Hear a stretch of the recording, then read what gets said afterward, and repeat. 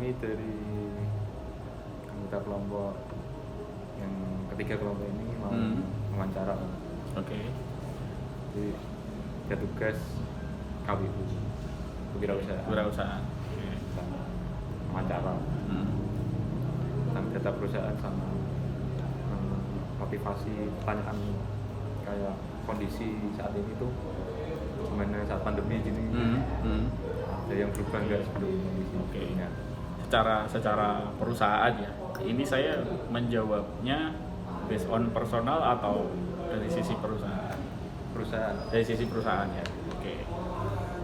Nanti ada personalnya juga Pak. Oh gitu ya. Campur. Oke. Kita mulai ya Om. Ya silakan. Apa yang ingin Om capai? Pribadi berarti. Perusahaan. Ya. Oh di perusahaan. Saya di perusahaan atau secara perusahaan? Yang Om capai. Yang saya capai. Ya sebenarnya kalau pencapaian saya sudah di posisi di mana top manajemen, tapi secara karir memang sudah ada di pencapaian yang saya targetkan. Tapi kalau secara pencapaian performa saya di perusahaan ya memberikan kontribusi lebih ya ke perusahaan. Selama saya masih dipercaya di perusahaan, gimana caranya perusahaan bisa mendapatkan profit yang lebih. Ya umumnya sih seperti itu sih. Yang kedua ini arti sukses menurut Om itu seperti apa? Sukses itu tercapai keinginan personal maupun bisa berguna buat orang banyak. Gitu. Jadi secara personal sukses itu financial freedom, umum orang seperti itu. Tetapi poin yang lebihnya adalah saat dimana saya secara personal bisa berguna, bernilai lebih untuk orang banyak. Intinya bermanfaat untuk orang lingkungan sekitar saya dan orang lain. Lalu yang ketiga ini bagaimana cara mengukur kesuksesan Om sendiri? Kesuksesan cara mengukurnya. Ya, yang orang sukses itu, kalau menurut saya sukses itu saya sudah bisa hal primer dan sekunder saya terpenuhi tanpa saya harus pusing. Financial freedom sudah pasti, maksudnya secara finansial saya sudah nggak mikir. Kemudian saya bisa menjalani hari-hari dengan enak tanpa saya harus stres ya pencapaian kebahagiaan gitu sih. Bisa menikmati proses dan hasilnya. Ini Om yang keempat nih, apa yang dibutuhkan untuk meraih kesuksesan Om ini? Yang dibutuhkan ya pasti konsistensi, satu, konsistensi, kerja keras,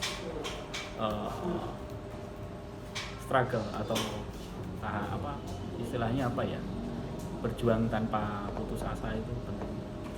Terus nggak mikirin profitnya dulu, tapi yang dipikirkan gimana caranya tercapai.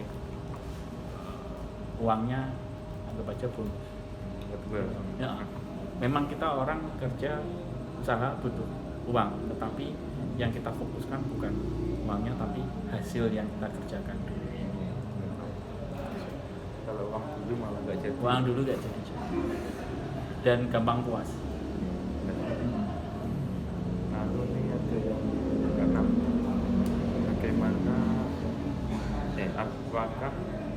bagaimana kondisi usaha saat ini?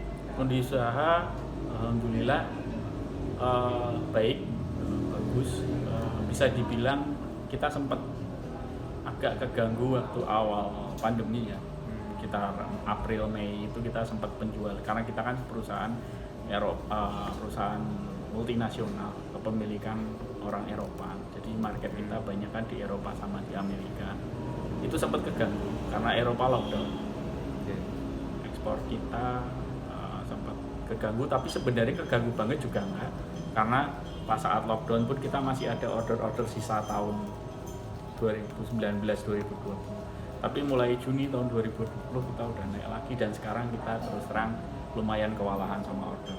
Jadi kondisi sekarang itu pandemi, tetapi permintaan furniture di sana itu tetap tinggi. Kenapa seperti itu? Karena orang-orang nggak bisa bepergian. Di Eropa, Amerika orang itu nggak bisa bepergian. Akhirnya uang mereka itu mereka belanjakan untuk beli kebutuhan rumah. Salah satunya furniture. Begitu. Berarti apakah dampak yang terjadi untuk keadaan sekarang Buat perusahaan, ya? ya malah sebenarnya bagus. Jadi nggak dampak secara finansialnya enggak, tapi malah kita ada potensi untuk naik. Ya, tapi ini secara umum tahun 2020-2021 dunia furniture terutama di Indonesia itu trennya naik. Enggak, pandemi malah bikin trennya naik. Tapi sama Eropa sama juga ya? Eropa kan yang membeli ya. Mereka yang membeli. Indonesia kan produsen. Indonesia, China, Vietnam, negara-negara Asia Tenggara itu kan produsen furniture. Nah, Indonesia salah satunya yang ikut terpengaruh, tapi jadi baik, bukan malah turun. Gitu. Si pabriknya di sini. Iya, di Indonesia. Lalu apa faktor yang mempengaruhi terjadinya hal itu? Ya itu yang saya cerita tadi. Ya kalau lihat market ya, kita ngomongin market global. Di Eropa sama di Amerika itu banyak lockdown, orang nggak bisa bepergian. Tetapi mereka masih tetap bekerja dan menghasilkan uang. Gaya orang Amerika, orang Eropa itu kecenderungannya mereka menghabiskan uang untuk bepergian ke negara-negara Asia, negara dunia ketiga untuk tour, wisata. Nah karena pandemi ini mereka nggak bisa kemana-mana, mereka akhirnya spending money, keluarin uang itu untuk membeli salah satunya furniture rumah mereka gitu kan. Dari faktor itu akhirnya mereka banyak belanja secara online maupun secara ke toko. Itu yang kita lihat seperti itu. Selain itu pun kita keluarkan model baru tepat waktu, sesuai tren, itu juga. Jadi malah berdampak.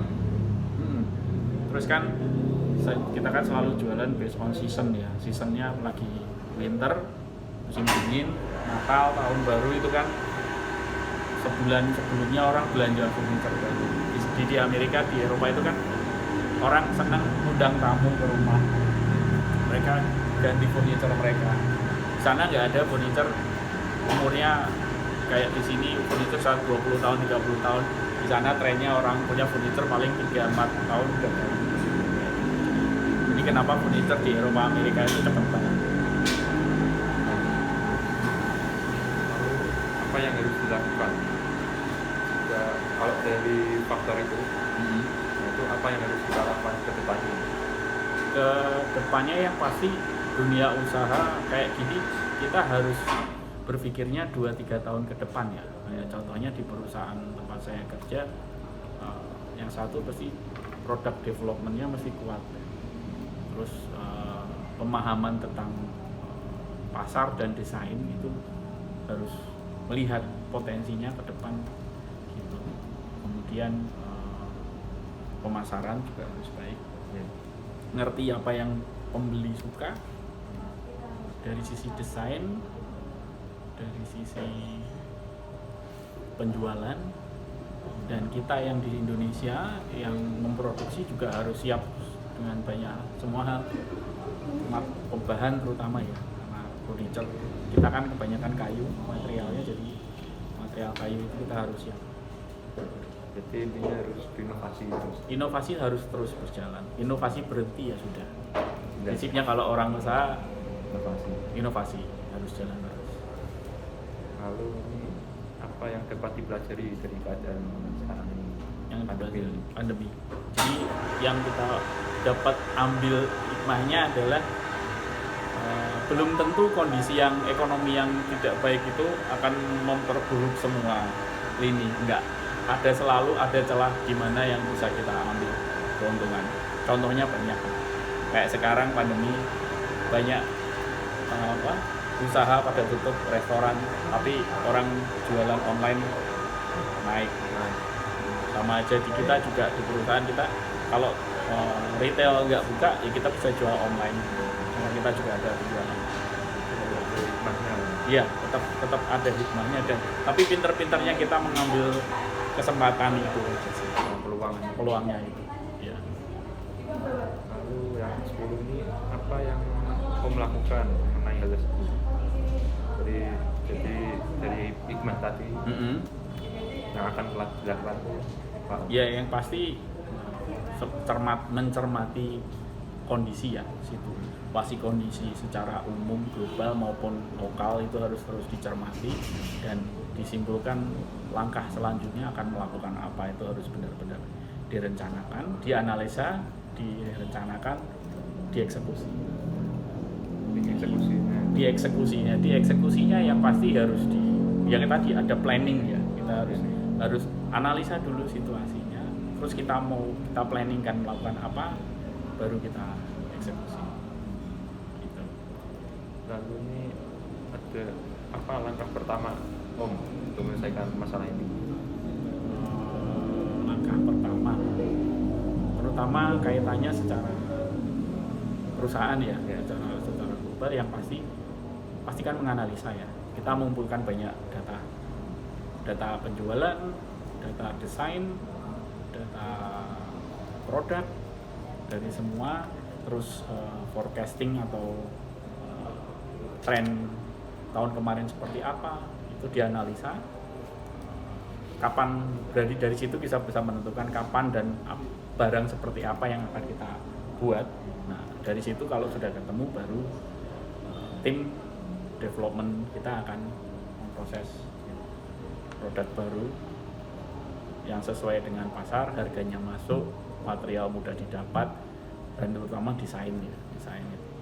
Nah, dari situ setelah melakukan research and development, sebelum pengenalan produk baru kita lakukan testing dan segala macam. Lalu ini kapan mau memulainya ya? Sebenarnya sudah, itu sesuatu yang berkala setahun 2 kali kita lakukan ya. Kalau di 2020 ini periode pertama sudah awal tahun, ini masuk mau launching produk baru, sudah beberapa sudah. Nanti menjelang akhir tahun kita juga sudah harus launching produk kedua yang proses developnya akan kita mulai di pertengahan tahun. Jadi selalu begitu sepanjang tahun. Awal tengahan tahun kita sudah mulai develop produk baru, nanti mendekati akhir tahun kita launching, kita kirim. Nanti awal tahun kita mulai develop baru lagi. Sudah mulai ya? Sudah, yang tahun 2021 sudah. Sudah launching, sudah ada yang dimulai dikirim. Nanti yang tahap keduanya mulai Juni. Jadi secara kondisi pandemi sih nggak terlalu ngefek ke kita. Untuk yang itu tetap sepanjang tahun selalu ada. Apakah ada yang menghalangi? Yang menghalangi pasti banyak halangannya ya. Terutama masalah selain material, semakin kesini karena kita kan butuhin kayu ya. Kayu kita nggak cuma kayu lokal, kayu impor juga. Harga kayu semakin tinggi, semakin susah didapat. Kayu lokal juga agak mulai turun. Nah, ini gimana caranya kita dapetin material itu dengan harga sebaik mungkin dan kualitas sebaik mungkin, kayak gitu sih. Bagaimana mendapatkan dukungan yang diperlukan, motivasi diperlukan? Dukungan yang pasti ya banyak pihak ya. Secara perusahaan sih pasti faktor modal terutama ya yang besar. Sejauh ini sih dari penjualan yang di Eropa baik, jadi kita yang di sini untuk ngumpulin material pun nggak terlalu berkendala, tapi dukungan dari ya kita kan kerja tim ya, tim yang di Indonesia maupun yang di Eropa saling support aja. Lalu apa yang dilakukan untuk mengubah situasi tersebut? Ya itu tadi mengeksekusi apa yang sudah kita planningkan sebaik mungkin. Yang pasti sebaik mungkin ya dengan cara mengatasi halangan-halangan itu tadi. Halangan itu tadi ya kita atasi dengan ya pastinya koneksi ya. Kalau ini namanya kayu, kita harus nyari informasi sebanyak mungkin ke supplier kayu. Di Indonesia juga ada perhutani, ada penjual kayu rakyat.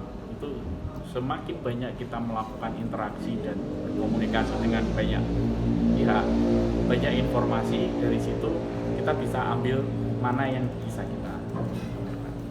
Bisa milah-milah. Iya, betul.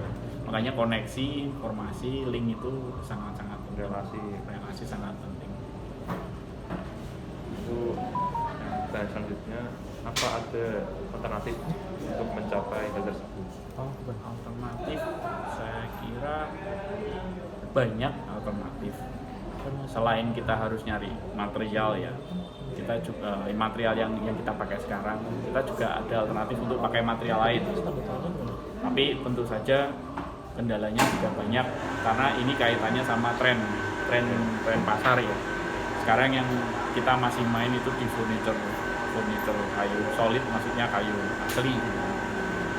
Kita ada diversifikasi usaha juga untuk kayu yang non solid, kayak veneer dan sebagainya. Nah itu kita juga jadikan alternatif. Banyak ya alternatif. Kalau furniture alternatifnya banyak, cuma memang eksekusinya namanya furniture, beda material, jenis konstruksi, beda mesin yang harus kita pakai. Nah ini kan investasi lah. Nah itu kita harus bisa pilah-pilah. Oke, saya mau invest untuk bikin produk yang veneer, tetapi mesin yang saya punya mesin untuk kayu solid. Ini kan nggak semudah itu. Tapi itu tetap harus dilakukan. Tetapi mana skala prioritasnya? Kita mau dapat untung dulu dari yang ini, sambil jalan kita nyiapkan yang Jadi yang itu tetap yang utama tetap kita kejar semaksimal mungkin. Diversifikasi usaha harus kita lakukan, karena kayu solid, kayu jati, kayu oak dari luar, kayu walnut yang kita impor dari Amerika, jumlahnya semakin kesini juga semakin kurang, harganya juga semakin mahal. Gimana caranya kita ganti material tapi yang bisa kita lakukan. Itu apa keuntungan dari yang di atas, keuntungan yang dapatkan Dari alternatif yang tadi untungnya apa? keuntungannya bisnis kita bisa terus berjalan terus. Anggap aja gini, kalau kayu-kayu tadi yang saya sebutkan mulai jumlahnya berkurang dan harga semakin mahal, kalau kita nggak beralih ke alternatif tadi, ya sudah, perusahaan nggak akan, bukannya naik tapi malah semakin turun. Harga semakin mahal, nggak laku kan. Ya gimana caranya kita jual produk lain yang lebih murah tapi bisa terus. Tren pasar itu harus kita ikuti. yang penting tren. Tren kita ikuti, kita sesuaikan dengan apa yang kita punya.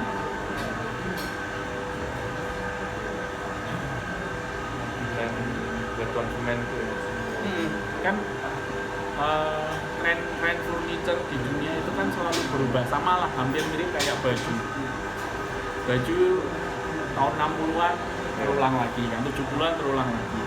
Nah furniture juga begitu. Ada mungkin tahun-tahun dulu Amerika itu senang furniture yang mengkilat-mengkilat. Sekarang lagi senang yang natural, yang nggak pakai finishing. Itu terus ada pernah mungkin tipe furniture Da Vinci atau segala macam, itu kan sekitar tahun 90-an ya. Kalau sekarang mulai kesini tuh orang malah senangnya yang minimalis, simple, kecil-kecil, nggak yang bulky gede-gede. Dan tren kayak gitu tuh berubah, malah balik lagi ke zaman balik ya. Tapi selalu dengan beda ya, selalu dengan stylenya sendiri-sendiri.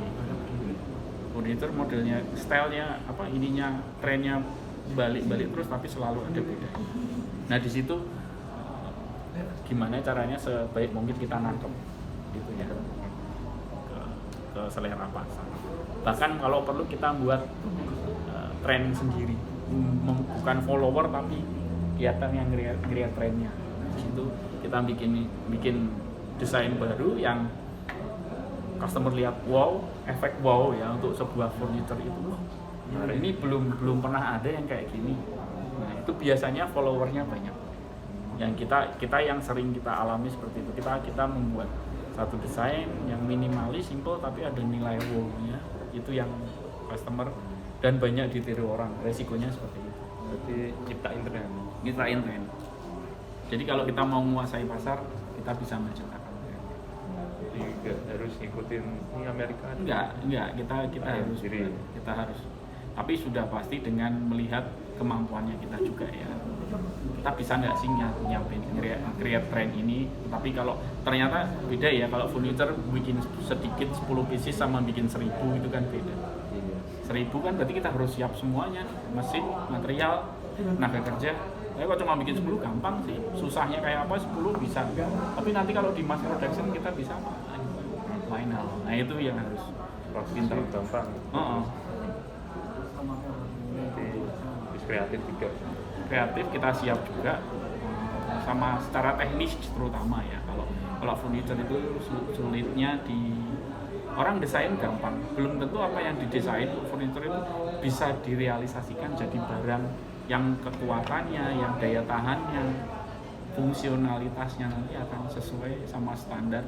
Bikin furniture itu nggak asal bikin furniture ya, kita ada aturan-aturan standar internasional yang harus diikuti. Sertifikat yang harus dipenuhi itu harus tercapai, kayak misalnya sofa materialnya harus tahan api. Kalau kita mau jual ke Amerika harus sesuai sertifikatnya itu.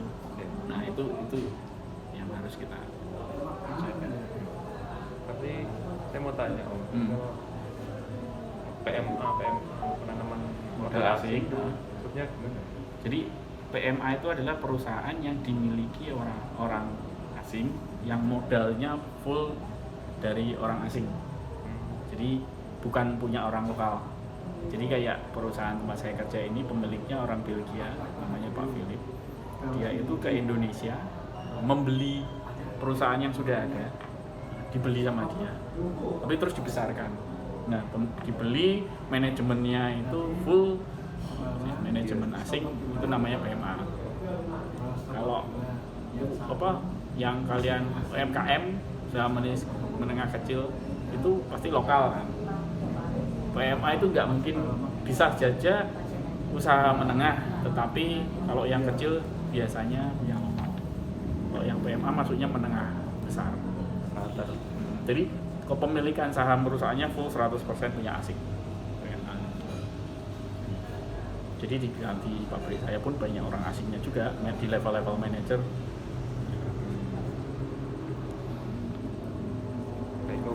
Gitu. Mudah-mudahan membuka wawasan kalian ya. Sama-sama.